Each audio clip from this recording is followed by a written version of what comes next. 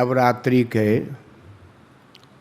पावन पर्व पर हम आप सब भाई बहन गुरु महाराज के इस भव्य दरबार में बैठने का जीवन में एक और अवसर प्राप्त हो रहा है।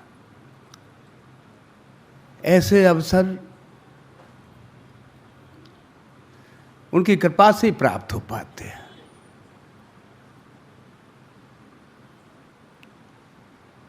ऐसे अवसरों का हमें भरसक लाभ उठाना चाहिए। समय की बूंदें हैं, कब उनकी कृपा हो जाए, किसे प्राप्त हो जाए, उसके लिए बड़े सचेत होकर के बैठना चाहिए।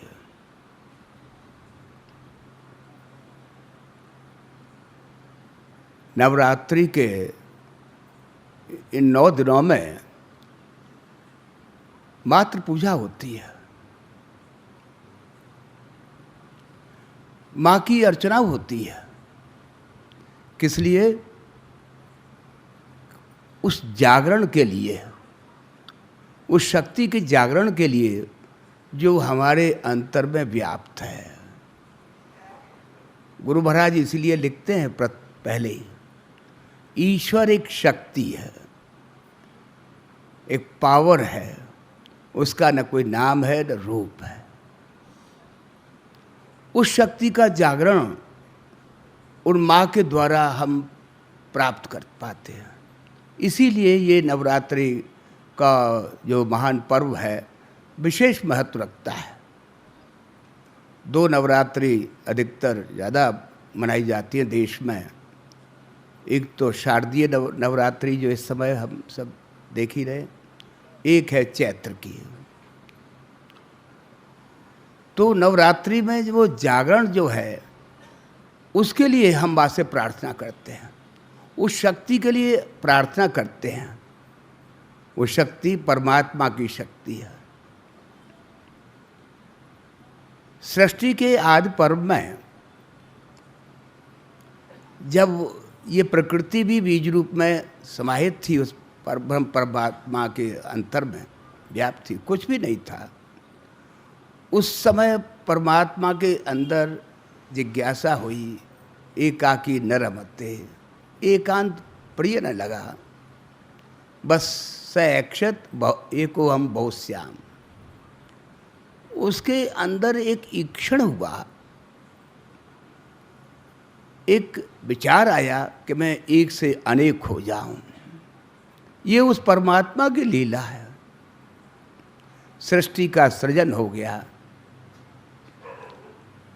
अब परमात्मा देखते हैं इसका संचालन नियंत्रण कैसे हो। परमात्मा स्वयं ही शक्ति रूप से इस चराचर संसार में व्याप्त हो गए। वही शक्ति इसका संचालन और नियंत्रण कर रही है। उसी शक्ति के लिए, जागरण के लिए हम माँ से प्रार्थना करते हैं।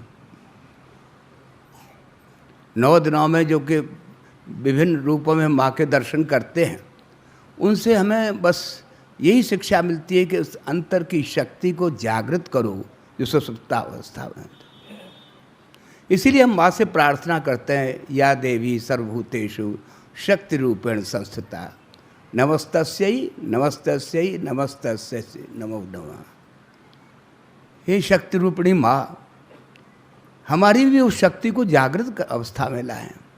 हम प्रार्थना करते हैं, माँ कृपा करती है। साथ ही भक्त एक और प्रार्थना करता है, रूपम देहि जयम देहि यशो देहि दुषो जहि। भक्त प्रार्थना करता है, माँ इसके साथ साथ मुझे स्वरूप प्रदान करें। आप स्वरूप माँ हैं, आप स्वरूप प्रदान करें मुझे। दूसरा जय प्रदान करें, जिससे मैं इन काम क्रोध लोभ मोह मोहाद के ऊपर विजय प्राप्त कर सकूं। मुझे यशस्वी बना दें आप। लेकिन साथ ही साथ ये भी प्रार्थना करते हैं, दुषोद्यहि, वो द्वेष भाव जो मेरे अंतर में व्याप्त हैं उनका नाश कर दें आप। ये द्वेष भावना जो है हमारे अंतर में प्रकृति जन्य एक अवस्था है, वो हटाई नहीं हटती है। अकारण ही हम द्वेष कर बैठते हैं लोगों से, कोई फायदा नहीं उससे होता है, अपना कोई हित नहीं है, अहित ही होता है इससे। ये द्वेष भावना जो है अनायासी हमारे अंतर में व्याप्त हो जाती है, अहम वश। जैसे अभी सुन रहे थे प्रिय राजदेव जी से कि अहम ही हमारे अंदर वो राग और द्वेष पैदा करने वाला होता है। वो कहते हैं इससे हमें वंचित करें, आप कृपा करें, ये द्वेष भावना हमारे अंतर में व्याप्त न हो, उसके लिए प्रार्थना करता है। माँ कृपा करती है, दया करती है। एक बड़ी सुंदर गाथा पंडित जी महाराज कहा करते थे, मुझे याद आ रही है कि कैसे कृपा करते हैं, कैसे उस शक्ति को जागरण में लाती है माँ। एक बहुत अच्छे महात्मा थे, उनके गुरुकुल में बहुत से विद्यार्थी पढ़ते थे, बड़े कुशाग्र बुद्धि के विद्यार्थी थे, बड़े मेधावी थे। उनमें एक मंद बुद्धि का भी बालक था, वो पढ़ने से जी चुराता था। गुरु महाराज के समक्ष वो पढ़ाते थे बच्चों को वेदांग का पाठ और इत्यादि से कुछ, तो वो चुपचाप माँ के सामने पहुंच जाया करता था, बस माँ की सेवा में लगा रहता था। माँ बड़ी प्रसन्न रहती थी उससे। एक बार उन महापुरुष को कहीं से निमंत्रण आया कि आप अपने समस्त मेधावी शिष्यों को लेकर के यहाँ सम्मेलन हो रहा है अखिल भारतीय, उसमें आएँ और देखें कैसे आपके विद्यार्थी क्या है, कैसे मेधावी है।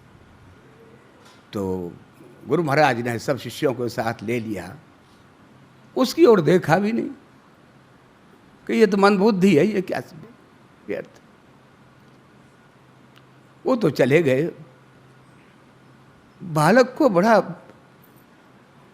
पश्चाताप हुआ कि मैं भी बैठा रहता इन बच्चों के भीतर, जैसे मेरे साथी थे, गुरु महाराज की ओर देखता रहता तो मुझे ज्ञान प्राप्त हो जाता। आज मुझे भी वो साथ ले जाते, मुझे छोड़ गए। क्या करे, माँ ही एक संबल थी, माँ के समक्ष पहुँचता है। माँ, गुरु महाराज चले गए, सब मेरे साथियों को लेके चले गए, मुझे छोड़ गए। बड़ा दुख था उसे। माँ तो कृपा करती है कि अच्छा तू दुखी मत हो, एक उपाय करती हूँ मैं तेरे लिए। माँ ने वहाँ पे अनार का एक पौधा था, उसके एक छोटी सी डाल तोड़ी, कलम बनाई और उसकी जिह्वा पर मंत्र लिख दिया कि जा, तुझे सब ज्ञान प्राप्त होगा, उन बालकों से भी तुझे और अधिक ज्ञान प्राप्त होगा। एक काम कर, गुरु महाराज के ये ग्रंथ है ना, इन सबको तू पढ़ के देखता चल, तू बस तुझे वो सब ज्ञान प्राप्त हो जाएगा उनका। माँ की कृपा थी, बालक को जागरण में लाना था। बस वो बालक देखने लगा कि मेरे अंदर तो वो सब ज्ञान है, मेरा ज्ञान दूर हो गया है, माँ की कृपा हो गई है। बस उसे कहा अब तू जा और वहाँ पहुँच जा। किसी तरह से भागता दौड़ता वहाँ पहुँचता है। वहाँ पर सब सम्मेलन चल रहा था, बहुत से प्रश्न पूछे जा रहे थे। ये भी पहुँच गया। गुरु महाराज की दृष्टि पड़ी, अरे ये कहाँ से आ गया, ये क्या कहेगा। प्रश्न होते रहे, वो स्वयं उतावला था उनका उत्तर देने के लिए, उसको सुविदित होते रहे थे, सब कुछ ज्ञान प्राप्त हो गया था उसको। तो गुरु महाराज उससे पूछा देते थे, ये क्या कहेगा। ऐसे ही एक ऐसा प्रश्न हुआ कि उनके कोई भी विद्यार्थी असफल रहे, बता नहीं पाए कुछ भी, चुप रह गए सब। उन्होंने कहा महाराज मुझे मालूम है इसका उत्तर, माँ ने मुझे सब कुछ प्रदान कर दिया। अच्छा तू ही बता। उसने उस प्रश्न का किस तरह से समाधान किया, कैसे बताया, सब लोग आश्चर्य में पड़ गए। विशेष करके वो साथ के बच्चे जो थे देखने लगे, अरे इसे ये ज्ञान कहाँ से प्राप्त हो गया। ये थी माँ की कृपा। माँ तो कृपा करती है। वो जागरण में लाती है, कोई माँ की सेवा तो करके देखे। हम आप सब बहुत से भाइयों ने भी ऐसे ही सशरीर माँ के दर्शन भी किए थे। गुरु माँ कैसी थी, जैसे अभी पूज्य शर्मा जी से आप सुन रहे थे कैसी थी क्या थी। तो वो जहाँ जब भी सत्संग होते थे, जहाँ पंडित जी महाराज अपने साथ ले जाते थे, उन्हीं के साथ आती थी। तो जैसे आकर के उस स्टेज पर बैठती थी, उसी पहलू में 2-2.5 घंटे तक बैठी रहती थी, अर्धोन्मीलित नेत्रों से सब पर कृपा करती रहती थी। उनका बैठना, उनका विराजना, उनका मौन उपदेश क्या नहीं देता था लोगों को। सब देखते रह जाते थे माँ की उस भव्य मूर्ति को। ऐसी कृपा होती है, दया करती है माँ, तो कृपा करती करती है। चाहे पुत्र कुपुत्र हो, माता को माता कभी नहीं होती है। उस कुपुत्र को और ज्यादा प्यार करती है। अरे ये भूला हुआ है, ज्ञान देती उसे। तो ऐसे ही हमने उनके दर्शन किए, उस मौन उपदेश से ही सब कुछ प्राप्त हो जाता था। लोग देखते रहते थे। पंडित जी महाराज का एक संस्मरण आता है कि एक जगह ऐसे ही सत्संग हो रहा था, गुरु माँ विराजित थी, लोग नए भाई भी बहुत आते हैं। एक भाई पंडित जी महाराज के प्रवचन से बड़े ही बहुत प्रसन्न थे। वो आए पंडित जी महाराज समक्ष, उनके चरण स्पर्श किए। महाराज, आपके उपदेश से मैं कृतार्थ हो गया हूँ, बहुत अच्छा लगा। ऐसा मैंने कहीं सुना नहीं, लेकिन एक छोटी सी शंका मेरे अंतर में है। काश में आपकी गुरु माँ के भी कुछ अनमोल वचन सुन लेता। पंडित जी महाराज बड़े गंभीर हो गए। अरे क्या कह रहे हैं आप? मैं तो एक माइक की तरह से था, जो कुछ भी मैं कह रहा था माँ की वाणी थी, मेरे मुख से वो निकल रही थी, बस इतना ही फर्क था। मुझसे, मेरे मुख से कहलवा रही थी मुझसे। तो ऐसे ही माँ की कृपा कैसे होती है, क्या होता है, वो किस स्थिति में जाकर के यह सब ज्ञान प्राप्त होता है? जो गुरुमय हो जाते हैं, मात्रमय हो जाते हैं, फिर कोई अंतर ही नहीं रह जाता है। तस्मिन् तज्जने भेदाभावात् भवेत्। उसमें और उनके उस साधक में, उस भक्त में कोई भेद नहीं रह जाता है। फिर वो ये कहता है सब कुछ, वो सब उसमें ही आ जाता है। इसको कुछ गुरुमय हो जाता है, गुरु ही उसके अंतर में विराज जाते हैं और वो सब कुछ वही करता है, वही उसे ऊर्जा देते हैं और वह शक्तिवान शक्ति का जागरण करते हैं। एक आख्यान आता है रामचरितमानस में, माँ सीता की सुध के लिए सुग्रीव से कहा हुआ था कि अब जल्दी पता लगाओ, ये तो मालूम हो गया कि ये लंका में माँ है, कैसे ही कोई जाए पता लगाए कैसे क्या है। भगवान राम चाहते थे भाई कोई जल्दी कुछ हो। तो अब जामवंत उनमें प्रधान थे ही, बड़े ही मेधावी पुरुष थे, जानते थे। तो बस वहाँ पर उनके साथ साथ में और वीर पुरुष हनुमान जी, अंगद इत्यादि सभी थे। पहुँचे, समुद्र के किनारे बैठे हुए थे। अब समुद्र पार करके लंका कैसे कौन जाए, क्या करे? जामवंत जी कहते हैं कि मैं तो वृद्धावस्था में आ गया हूँ, नहीं तो मेरे लिए कोई असंभव कार्य नहीं था। अंगद कहते हैं कि मैं इतना तो कर सकता हूँ, इधर से चली जाऊँ, लेकिन लौट करके आना मुश्किल है। बस गुरु की दृष्टि हनुमान जी पर पड़ी।